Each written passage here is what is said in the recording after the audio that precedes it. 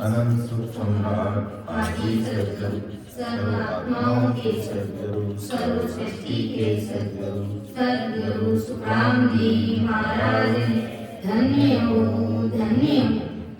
राम सभा में महाराज ब्रह्मदयाल सद्गुरु दयाल जी महाराज धन्य हो परम दयाल सद्गुरु बाबा जी महाराज धन्य हो कालमपुर धाम बारंबार प्रणाम स्वीकार हुए राम सभा में राम महाराज की कृपा से दोपहर की सत्संग का 1 घंटे का सेवन का समय हर्ष उल्लास आनंद में वातावरण के साथ पूरा हो रहा है और महाराज से यही अरदास करते हैं कि ऐसी कृपा दृष्टि आप सब लोगों को बने, क्योंकि वो सद्गुरु साईं परमात्मा जब से आपका शरणा लिया है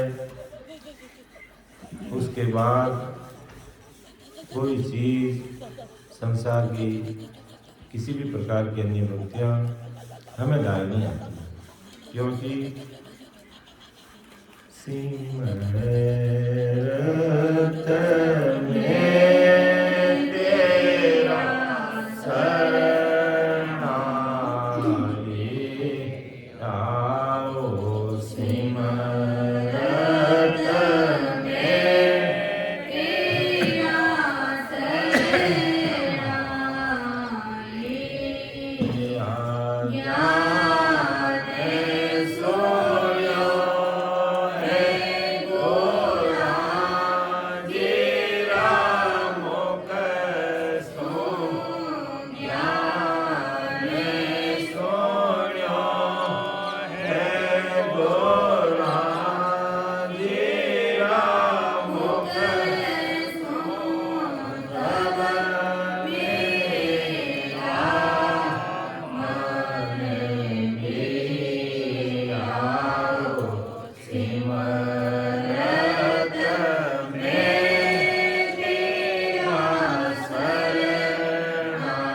आए आओ सिमरत में तेरा शरण आए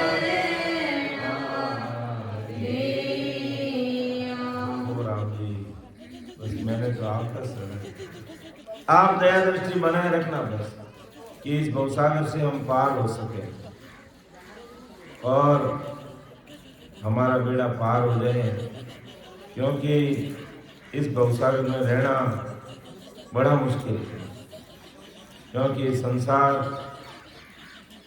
मारवाड़ी में बोला कि ये संसार 2 मुंडों की भूख है। अगर कोई घोड़े पे चल के जा रहा है तो क्या घोड़ो ही नहीं देख हो, और अगर पैदल जा रहा है तो क्या इसके पास घोड़ा नहीं पैदल जा रहा है। ऐसी ही संसार है, तो हमें संसार से पार उतरना है और पार उतरने के लिए नियमित रूप से सत्संग सिमरन और सेवा से हमें जुड़े रहना है। और महाराज की कृपा ऐसी भयंकर ऐसी जबरदस्त महाराज की कृपा है कि पिछले 3-4 सालों से लगातार महाराज की सत्संग ऑनलाइन चल रही है और हमेशा शाम को 6 बजे से 8 बजे तक 2 घंटे सिमरन होता है और उसके बाद में सत्संग रहती है। कोई भी भाई बहन ऑनलाइन सत्संग जूम आईडी पे देख सकते हैं, यूट्यूब पर देख सकते हैं, और ग्रुप से जुड़े हैं तो ग्रुप में भी सत्संग आती है ऑडियो। तो बस हमारा मन मजबूत होना चाहिए कि हमें नियमित रूप से सत्संग करना है। तो महाराज राजा चंदूलाल को समझा रहे हैं कि जहाँ तक पाया सो जन काई, कैसे कहूँ कर आसलमाही, तबे तात जाई मिल प्रेम होई, निज नाम के तबे गम हो पूरब देश उपासक मेटे, जमले सो तब नाव बेटे, वाडोर लागी नहीं तार टूटे, हिरलो की बंदा सब गट सूटे, पूरब देश उपासक मेटे, जंगले सोज तब नाम बेटे, वाडोर लागी नहीं तार टूटे, हिरलो की फंदा सब गट छूटे। बहुत ही समझ की बात महाराज अपन सबके सामने। पूर्व देश का यानी शंखनाल का रास्ता,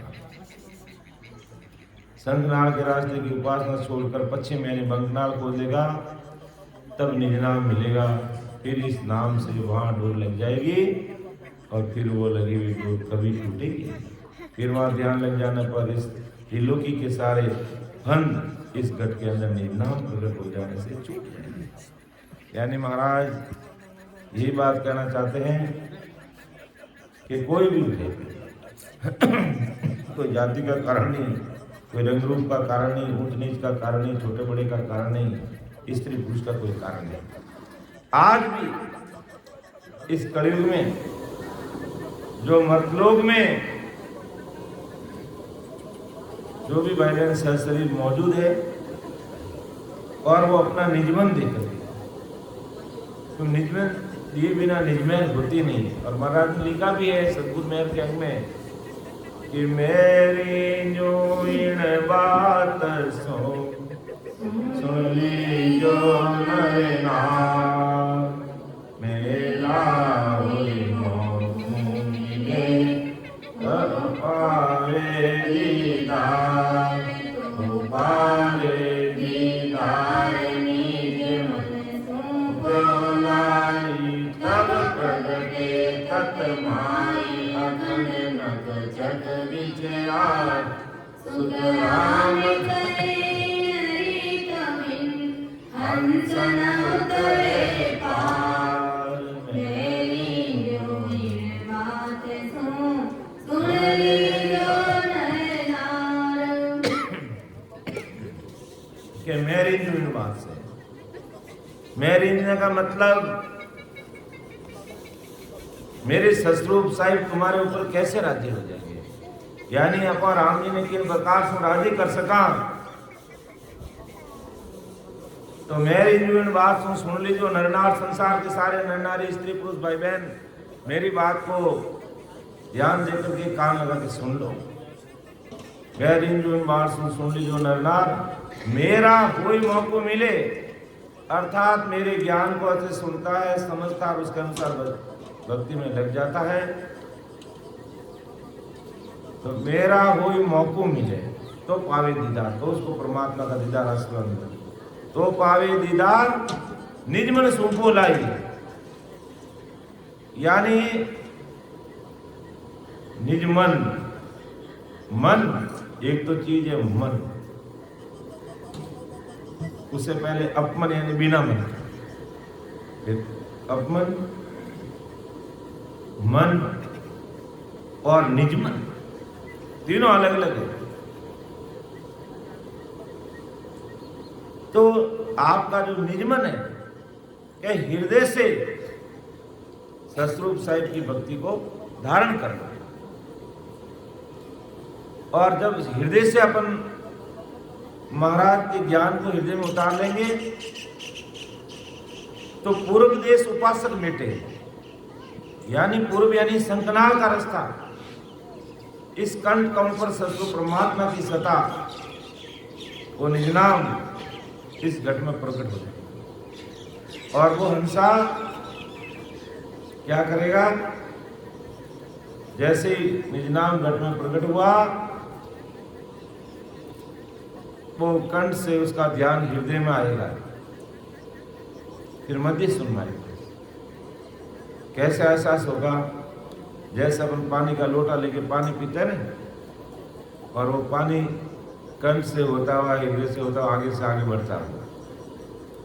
जैसे पानी अपन पीते हैं तो अंदर आगे जाता है, इसी प्रकार ये निज नाम प्रकट होगा तो कंठ से हृदय में आएगा, फिर मध्य सुन में आएगा, फिर नाभि स्थान जहाँ ब्रह्मा जी का, लक्ष्मण जी और विष्णु भगवान का, लक्ष्मण जी का और विष्णु भगवान का स्थान है, फिर ब्रह्मा जी के स्थान पर आएगा, नीचे गुदाघाट, शेष लोक और बंकनाग, ये शंखनाग।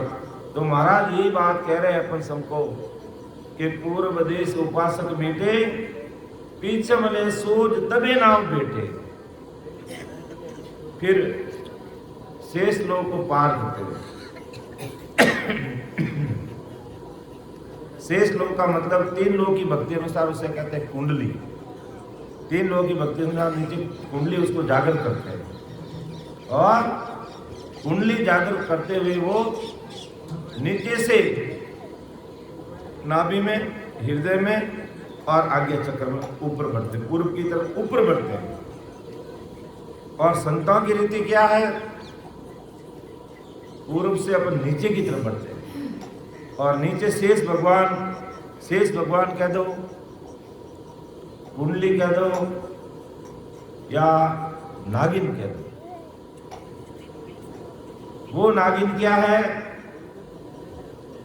नीचे बैठी है, और नीचे कहां पर बैठी है? अपना जो मलद्वार है और रीढ़ की हड्डी का अंतिम छोर है, इन दोनों के बीच में वो 3.5 आटे खाकर के बैठी, और उसका मुंह कहां पर है? बंकनाल यानी रीढ़ की हड्डी के, उसका मुंह उसके आड़ में है।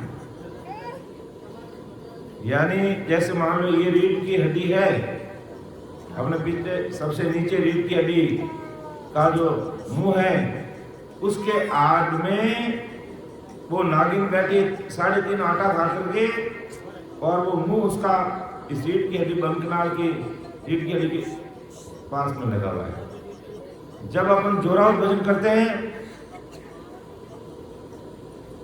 3 लोग के अंदर जो भी अपना मंत्र जाप करते हैं, उसके अनुसार वो कुंडली जागृत होती है तो पूरा शरीर हिलने लग जाता है। कहते हैं इसके कुंडली जागृत हो गई। कई बार अपन देखते हैं बड़े बड़े पोस्टर लगे हुए थे, ऐसे महात्मा आए हुए, ऐसे संत आए हुए हैं, और वो कुंडली जागृत करते हैं, और कुंडली जागृत करके वो आगे बढ़ते हैं। और महाराज की भाषा में क्या कहा? उसको शेष लोक का, शेष भगवान का। तो जैसे ही अपन जोरावर भजन करते हैं, जैसे अपन कई भाई बहनों को देखते हैं जोरावर भजन करते ही पूरा शरीर उसका हिलने लग जाता है, और शरीर जैसे ही हिलने लग जाता तो वो शेष भगवान का जो मुंह इस रीढ़ की हड्डी के मुंह के पास में है, वो जैसे ये 3 आटे खाकर के ये मुंह यहाँ लगा के बैठी है, वो नागिन कह दो शेष भगवान के। तो जोरावर अपन भजन करेंगे, सदगुरु जी महाराज का सानिध्य लेंगे, सदगुरु शरणा में रहेंगे, और निज मन से प्रतीत प्रेम भाव आतुरता वीर्य व्याकुलता के साथ आंखों में आंसुओं की धारा छूटते हुए अपन जोरावर भजन करेंगे हिम्मत के साथ। इस नाग को देख करके, इस नागिन को देख करके अपन डरेंगे नहीं तो कई भाई लोग देखते रहे ये तो ये नागिन बैठी है तो हमें खा जाएगी, वो डर जाते हैं और भजन करने छोड़ देते हैं कि मन का नाग देवता दिखे जो मन तो डर लागे। जबकि अपन महाराज की कृपा से महाराज को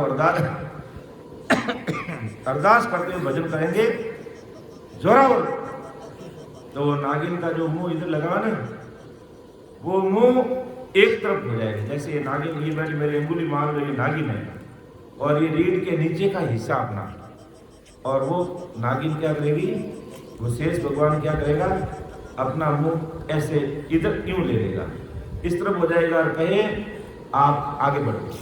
तो फिर अपन क्या करेंगे, इस रीढ़ की हड्डी के अंदर ही बीचों बीच में 3 नाड़ियां चलती है, जिसमें बीच में सुक्मणा है, एक तरफ ईड़ा एक तरफ पिंगला, और इसी के अनुसार सुक्मणा में होता हुआ हमारा शब्द आगे बढ़ेगा, उसके साथ सुरती बढ़ेगी और हमारे प्राण वायु आगे बढ़ेगी। इन 3 नाड़ियों के अंदर खून नहीं चलता, वायु चलती है, तो हमारी प्राण वायु आगे बढ़ेगी, सुरता साथ रहेगी और सत्शब्द आगे रहेगा और हमारा ध्यान आगे से आगे बढ़ना शुरू हो जाएगा। तो यही बात परम दयाल सद्गुरु सुखराम जी महाराज कहते हैं कि ये भी एक पहली घाटी है। पूर्व देश उपासक मेटे पीछम ले सोज तब नाव बेटे। तो पीछम का रास्ता हमने पार कर लिया और 21 सुर्ग है, बाहर भी 21 सुर्ग है, अपने शरीर के अंदर ही 21 सुर्ग है। तो एक एक को पार करके आगे बढ़ेंगे।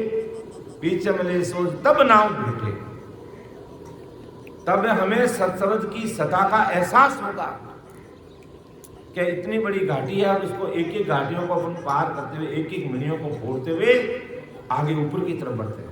और बढ़ते बढ़ते बढ़ते बढ़ते ये हमारा रीढ़ का ऊपरी सिरा गांव पर या मेरुदंड पर शेष भगवान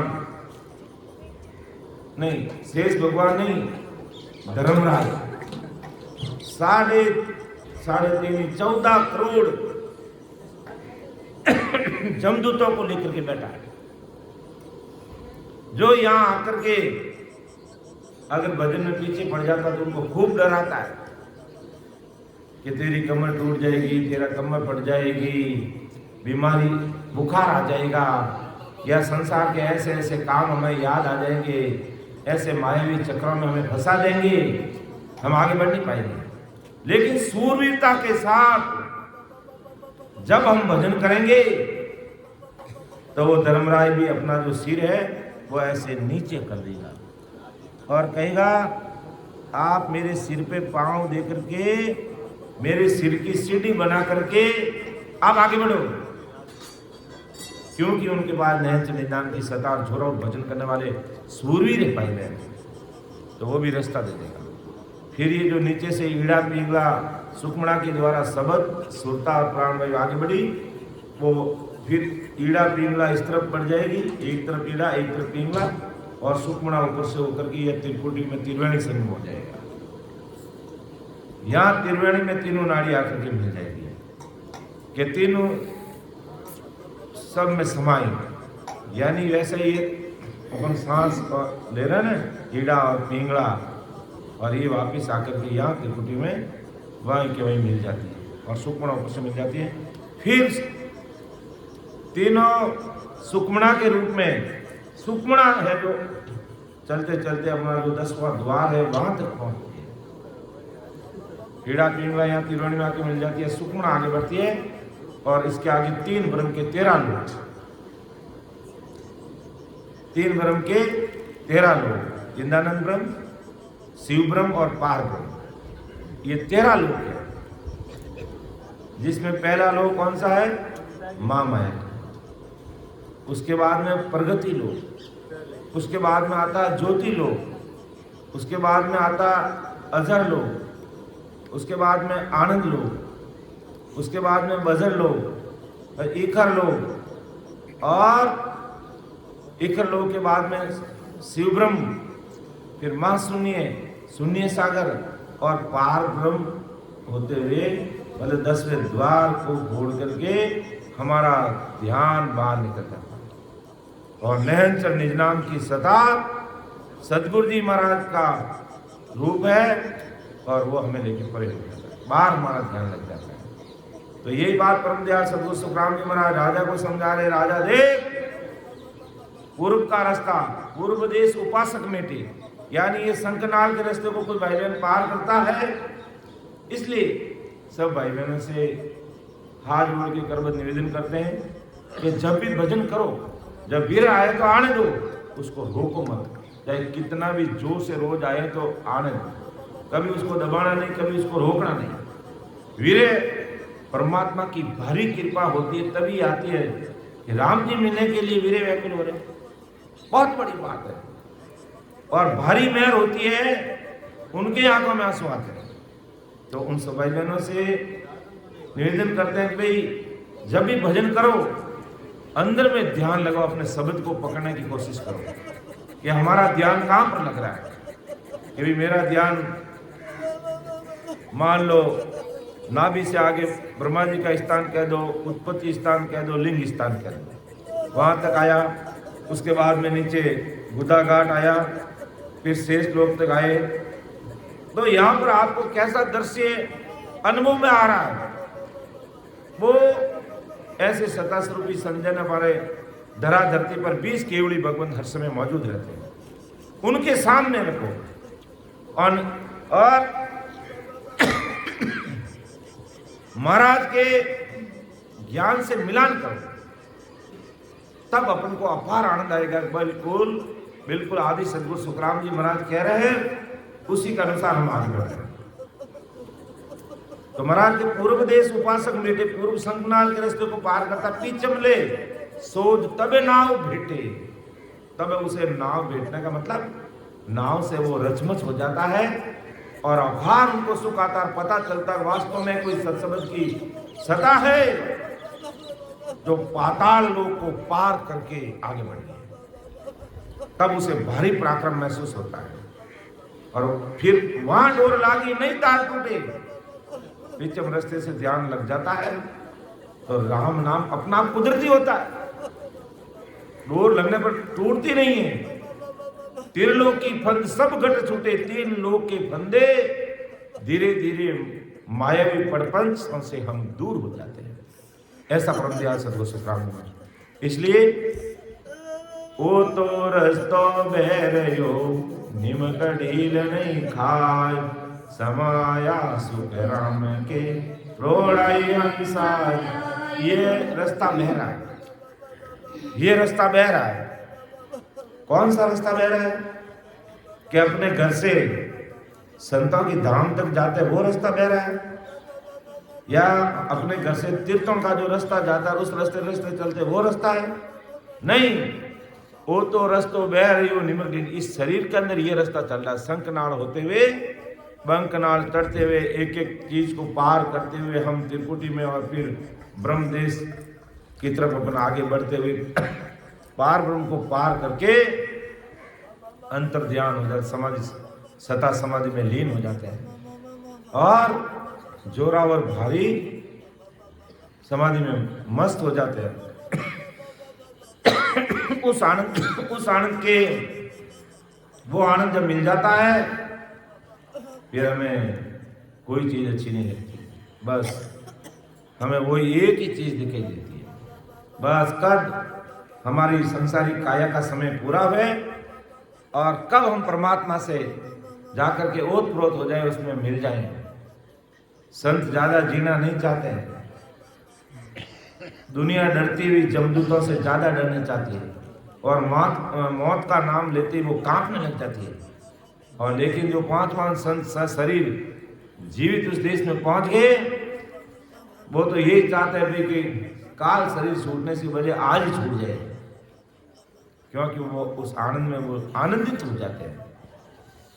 और जब ऐसे आनंदित होकर शंखनाल के रास्ते को पार करते हुए अपन बंकनाल के रास्ते में आगे बढ़ जाते हैं तो त्रिलोक की फंद सब छूटे, 3 लोक के फंदे ऐसो, यानी मारवाड़ी में आप बताओ हाँ लफड़ा मिट गया हमारे, तो मैं राजी ने मारा राम जी राजी, राम जी अपना ने अपा राम जी रा, बाकी संसार में कोई अपना नहीं है, कोई अपना नहीं है।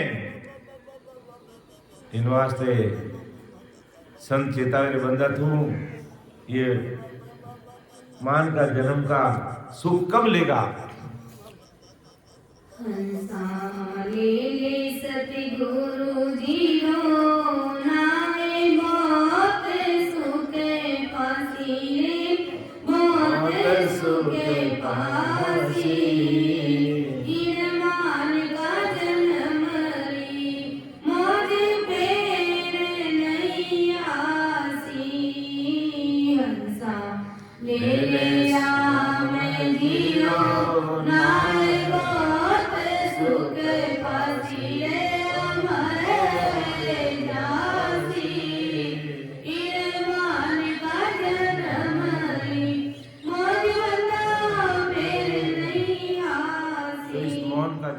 ये मौज फिर आने वाली नहीं है। आज अपन चल सकते हैं, फिर सकते हैं, बोल सकते हैं, देख सकते हैं, सुन सकते हैं, खा पी सकते हैं, सब कुछ कर सकते हैं। अपनी मर्जी के मालिक हैं, अपनी मर्जी के मालिक हैं हम। और 12 में बादोड़ी गाय और भैंस का मर्जी का मालिक है। अब हमने बांटो देव तो खाई, चारों ना खा तो खाई, निजने भले उभी बोबाड़ करी करते रहे। और अपने भूख लगी है, चाय बनी, अरे चाय बनाओ सा, कॉफी बनाओ सा मारे, कदे नहीं पियो बड़े सर्दी लग रही, थोड़ी कॉफी बनाई दो माने, थोड़ी मारे चाय बनाई दो मारे, माने रोटी जिमाई दो माने। तो जब देती चाय आ जाए, रोटी आ जाए, कॉफी भी आ जाए, प्रसाद कभी आज आप बनाई दो, आ सब्जी बनाई दो, वो कर लो। अपन सब कुछ कर सका। और एक गाय डंडा धराव नहीं कर सके, जो काम अपन कर सको वे नहीं कर सके। तो सदगुरु साहिब और संत आज अपन सब भाई बहनों को चेता रहे, आपने सगड़ा ने चेतावे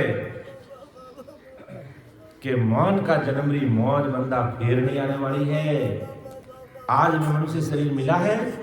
और सबसे बड़ी बात यह है कि परम दयाल आनंद सुख सम्राट आदि सदगुरु सर्व आत्माओं के सदगुरु सर्व सृष्टि के सदगुरु सुखराम जी महाराज का हमें शरण मिला है। सदगुरु सुखराम जी महाराज का ज्ञान मिला है। सदगुरु सुखराम जी महाराज की हमें सत्संग मिल रही है। उनकी कृपा से अपन सब भाई बहन सिमरन कर रहे हैं और उनकी कृपा से हम सब भाई बहन सेवा का मौका ले रहे हैं। तो ऐसा मौका और मौज फिर मिलने वाली नहीं है जो आज हम सब भाई बहनों को मिल रही है, जो अपन को मिल रही है। इसलिए कि बंदा तू ले ले सदगुरु जी का नाम, अर्थात सदगुरु जी महाराज जो हमें ज्ञान बता रहा है उनका नाम ले ले, अर्थात उस राम जी के नाम की तू भक्ति कर ले। ऐसा संत भी फरमाते हैं। और अपन अपने सदगुरुदेव जी महाराज आदि सदगुरु सुखराम जी महाराज सब भाई बहनों को कह रहे हैं कि मनुष्य शरीर मिला अपना बड़ा भाग्य है। हम सब भाई बहन भाग्यशाली नहीं, हम सब भाई बहन परम भाग्यशाली है कि इतना अच्छा तो हमें मनुष्य शरीर मिला, फिर ज्ञान गुरुदेव जी महाराज का सरना मिला, जिससे हम संसार के दूर वैष्णव से दूर हैं। जो पक्कम पक्का राम से भाई बहन होता है तो वो बीड़ी नहीं पीता, सिगरेट नहीं पीता, गुटखा नहीं खाता और अन्य प्रकार की मांस मदिरा का नाम तक नहीं लेता और निकेवल परमात्मा के नाम की भक्ति करता, आन उपासना में उलझ के नहीं रहता है। इसलिए महाराज कहते हैं खूब भजन करो और शरीर के अंदर एक एक स्टेशन को पार करते हुए आगे बढ़ो। तो ओ तो रस्तो बह रही हो, निमक ढील नहीं खाए, समय आया सुखराम के क्रोड़े हंसा जाए। तो ये समय आया हुआ कलयुग का और 4,32,000 वर्ष तक सदगुरु साहिब सुखराम जी महाराज की सता इस धरा धरती में काम करेगी। उसका लाभ ले लो। और वही महाराज फरमाता है मैं पूर्व देश उपासक मेटे पीछ मिले सोच तब नाव बेटे पारोर लागी नहीं तार टूटे त्रिलोकी फंदा सब घट छूटे। दुनियादारी हान लखन और सहज वर्ती में सब काम हो जाइए, सहज वर्ती में सब काम कर दिए राम जी महाराज। लेकिन अपन को ये काम करना है, अपन को भक्ति में रचमच होके रहना है और तन ये शरीर और मन भक्ति में लगाना और धन सांसा रूपी धन जो राम जी ने हमें देके भेजा 77 करोड़ 76 लाख सांसा रूपी धन अपन को राम जी देकर के संसार में भेजे। उस धन को भक्ति में लगा दो, बाकी सब कुछ राम जी के ऊपर छोड़ दो। दावा करो ही मत कि मैं सत्संग कर रहा हूँ, दावा करो ही मत कि मैं सिमरन कर रहा हूँ, दावा करो ही मत कि मैं सेवा कर रहा हूँ। अपन को तो एक ही बात ध्यान रखने की, राम तेरी नाम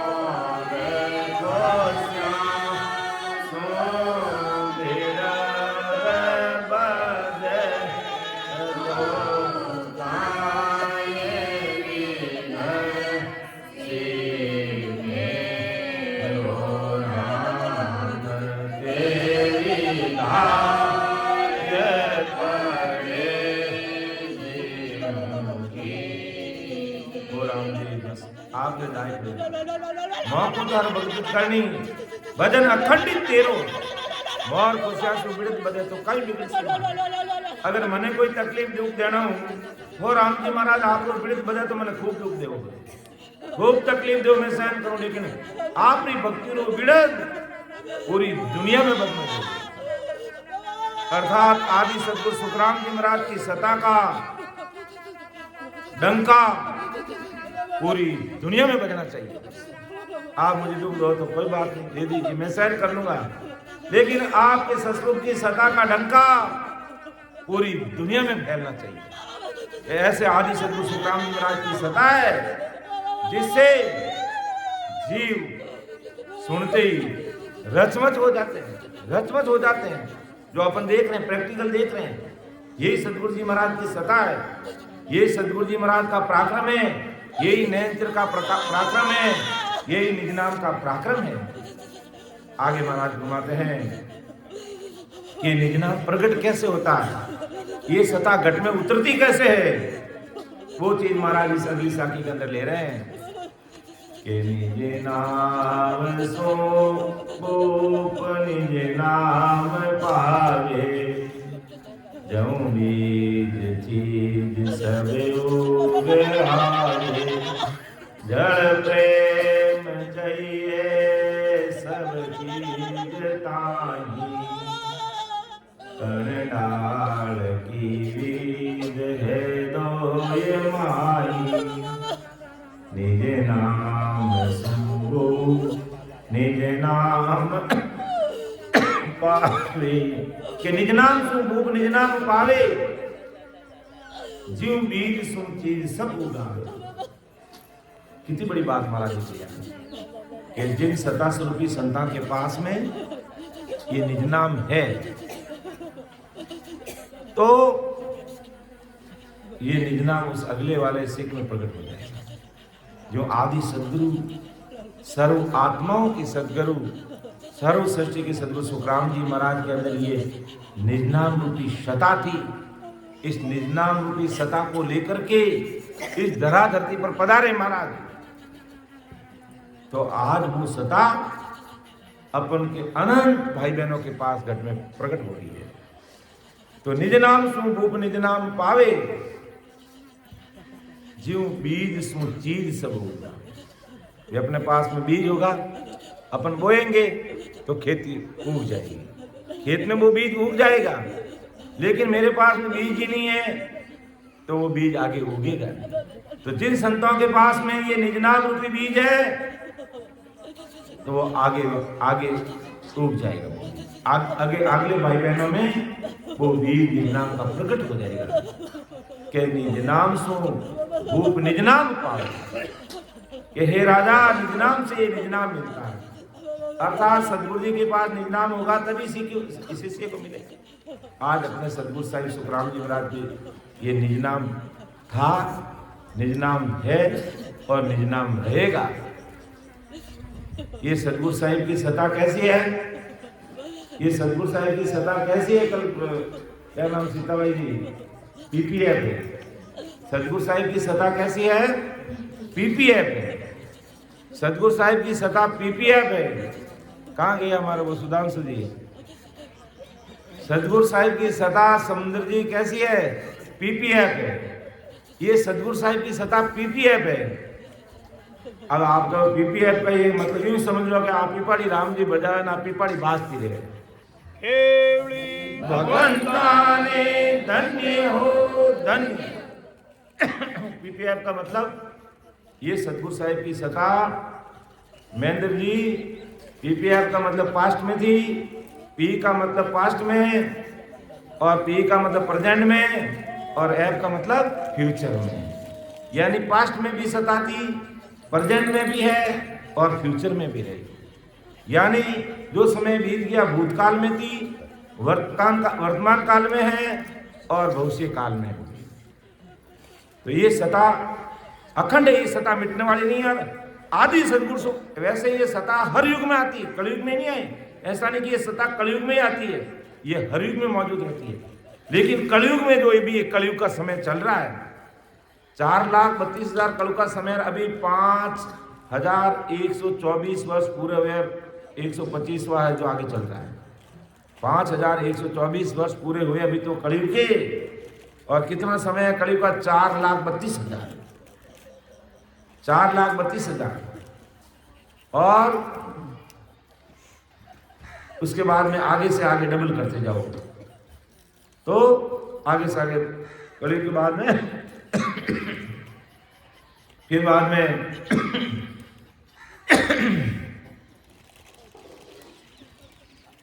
त्रेता युग में, और उसके बाद में सतयुग में, और यानी 4 युग में आगे से आगे अपन डबल करते जाएंगे। टोटल मिला के ये कितनी मतलब हो जाएगी, समय हो जाएगा।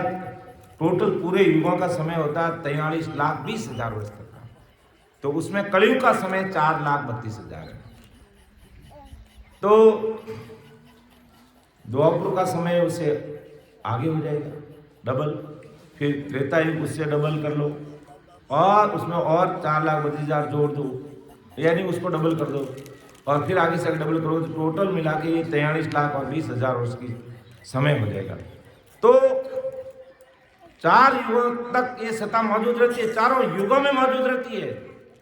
लेकिन अपन बात करें कलयुग की तो बड़ी भारी बात यह है कि आदि सदगुरु सुखराम जी महाराज के नाम से सत्ता चली। इसलिए मैं आपको विश्वास के साथ कह रहा हूं कि संसार में कहीं भी उतार चढ़ाव आ जाए, कहीं भी कोई दुख आ जाए, कि अब तो मेरा बस चल ही नहीं सकता है, मैं कुछ भी कर नहीं सकता हूं, उस समय परम दयाल अनंत सुख सम्राट आदि सदगुरु, सर्व आत्माओं के सदगुरु, सर्व सृष्टि के सदगुरु सुखराम जी महाराज को याद कर लेना और धन्य धन्य बोल देना। बस सब कुछ संभाल लेंगे। अगर दुख अपने प्रारब्ध के अनुसार आया तो वो जहाँ गर्दन कटनी थी वो अंगुली कट के रह जाएगी। बस इतना उसको सीण कर देंगे, इतना उसको सरल कर देंगे। ये सदगुरु जी महाराज की सत्ता है, लेकिन वो सत्ता आदि सदगुरु सुखराम जी महाराज में थी और आज अपन सब भाई बहनों को मिल रही है कि निज नाम सो निज नाम पावे, कि उनके पास ये सत्ता थी, आज अपन को मिल रही है। तो ये महाराज अपन सब भाई बहनों को, संसार के भाई बहनों को चेता रहे हैं कि निज नाम से ये निज नाम मिलता है। यानी सदगुरु जी के पास निज नाम होगा तो सभी शिष्य को मिलेगा। गुरु के पास निज नाम नहीं रहा, गुरु जी के पास में निज नाम नहीं है तो शिष्य को नहीं मिलेगा। अपने पास बीज है और खेत में बोएंगे तो उगेगा, बीज नहीं है तो कैसे उगेगा? सीधी और सरल बात है। जैसे बीज से वो सभी चीजें उग जाती है, जिस चीजों का जो बीज होगा उसी बीज से वही पेड़ उगेगा, दूसरा नहीं उगेगा। ऐसे ही गुरु के पास यदि निज नाम है तो शिष्य में निज नाम उग जाएगा, प्रगट हो जाएगा, उससे दुनिया की कोई ताकत रोक नहीं सकता। तो गुरु के पास निज नाम के बिना दूसरे नाम रहेंगे तो शिष्य में जो गुरु के पास होगा वही शिष्य में उगेगा। जैसा गुरु महाराज है वैसे ही उसको ज्ञान मिलेगा। तो निज नाम के बिना दूसरे नाम में रहेंगे तो शिष्य को गुरु के पास होगा वही मिलेगा। जैसे जिस पेड़ का बीज होगा वही पेड़ उगेगा। हमने अभी गेहूं बोया तो गेहूं उगेगा, रायड़ा बोए तो रायड़ा, जीरा बोए तो जीरा, मेथी बोई तो मेथी, जो बीज हमने बोया वो फसल होगी बस। परंतु किसी भी बीज को अब उस प्रगट करने के लिए क्या चाहिए? महाराज ने संसार की बात कही कि जड़ प्रेम चाहिए सब चीज ताई, कण डाल की भी है दोई माही। कोई भी संसारिक बीज अगर अपन उगाना चाहेंगे तो उसके लिए क्या चाहिए? जड़, पानी चाहिए।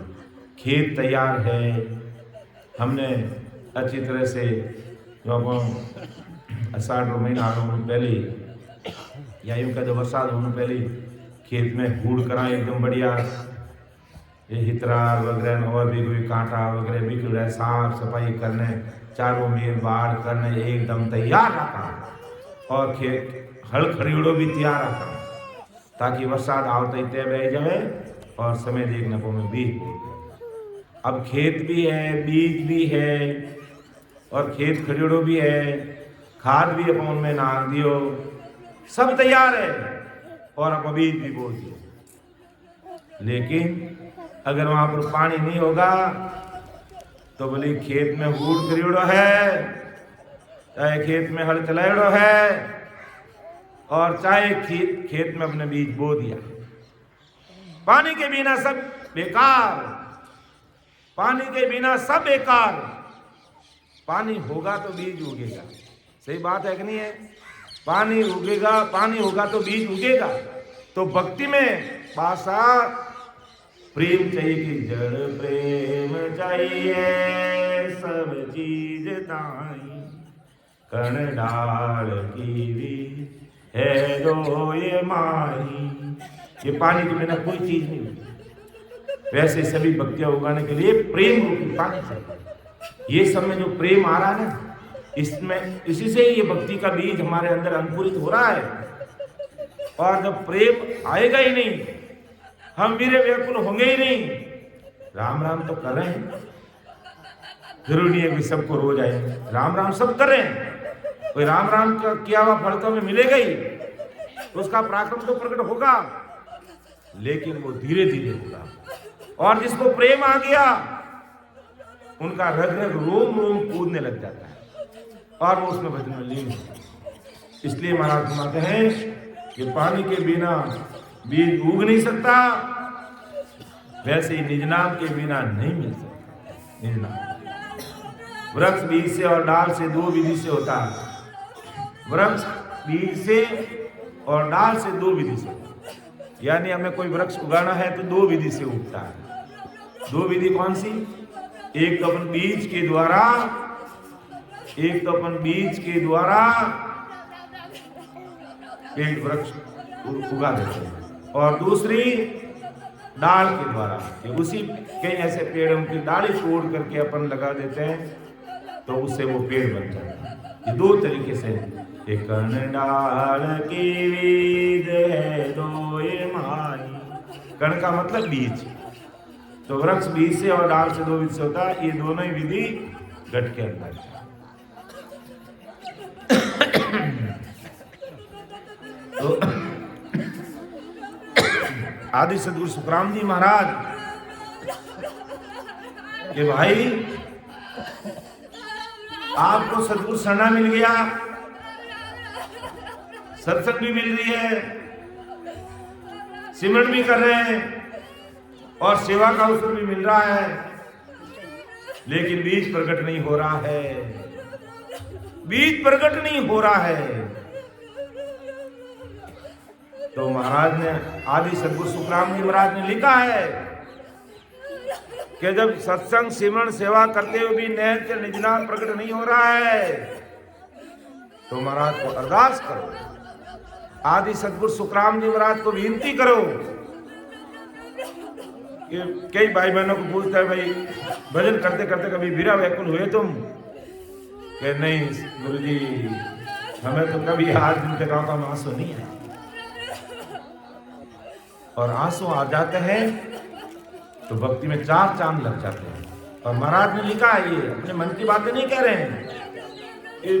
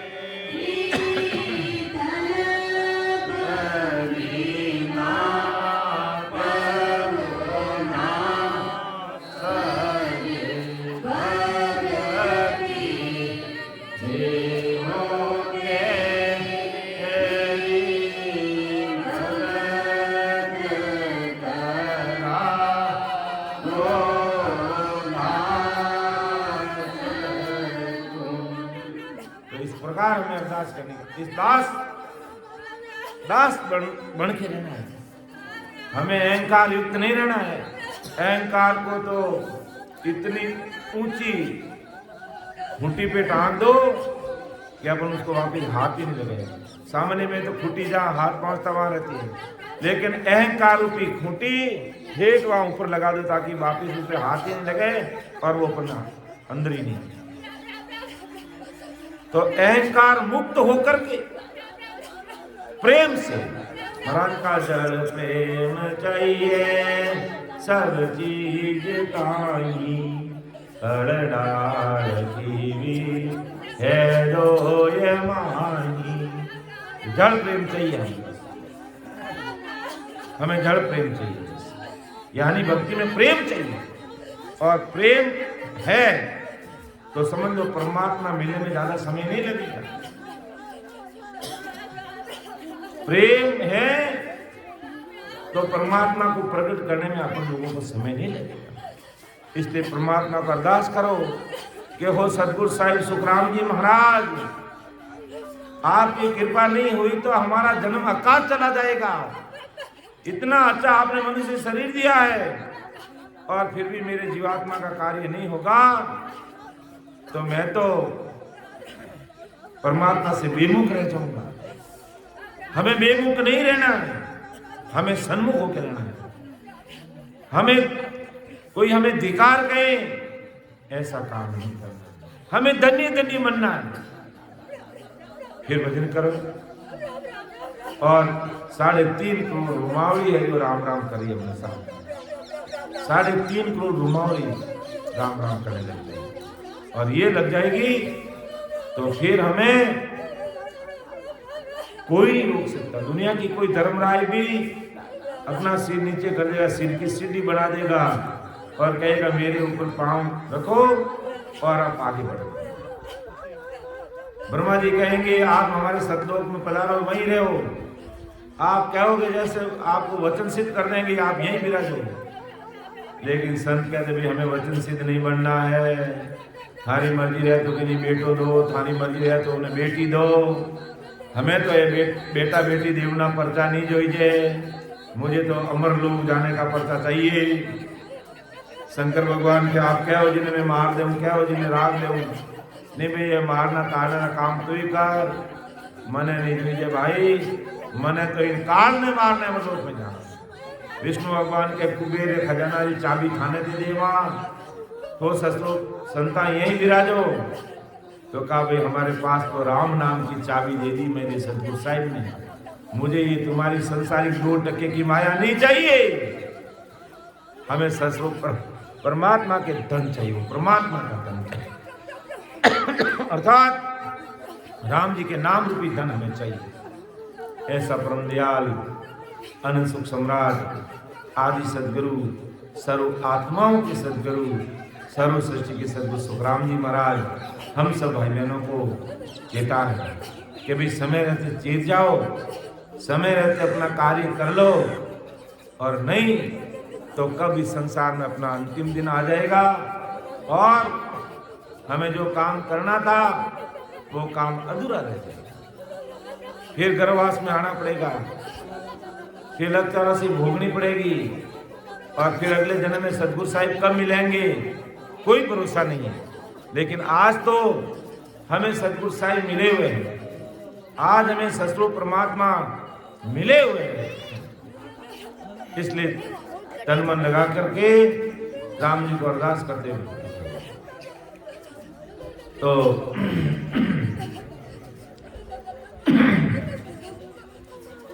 मैं मेरी वाणी को विराम दे रहा हूँ। बोलने में त्रुटि रह सकती है, महाराज का अथाह समुद्र है, ज्ञान ऐसा है, तो आप मुझे छोटा भाई समझ के क्षमा करेंगे। समय 4:30 बजे तक ही रखते हैं, थोड़ा ठंडा मौसम आ रहा है क्या सब लोगों क्या इच्छा है? एक हदीस बोलेंगे तो 5 बज जाएगी, तो 5 बजे लास्ट रखते हैं। फिर बाद में शाम को सत्संग अपन अंदर करेंगे क्योंकि ठंडी हवा चल रही है, तो शरीर का जागता रखना भी बहुत ज़रूरी है। तो मेरे बोलने से किसी को ठेस पहुंचती है तो वो भी मुझे छोटा भाई समझ के क्षमा करना। सुन जो मेरी दोस्त घाट मांगे जैसे हो, तुम्हें हरि बोलन हारे हो, क्या जाने लाखों में ब्रह्मयान अंश सम्राट आदि सद्गुरु सर्वात्माओं के सद्गुरु सर्वदृष्टि के सद्गुरु सद्गुरु सुखराम जी महाराज धन्य हो राम स्वामी राम महाराज। सबको राम राम, सबको प्रणाम। मैं सीताबाई से निवेदन करूँगा कुटरी अमल करते लिए हो और फिर अपन सॉन्ग वगैरह आगे बढ़ेंगे।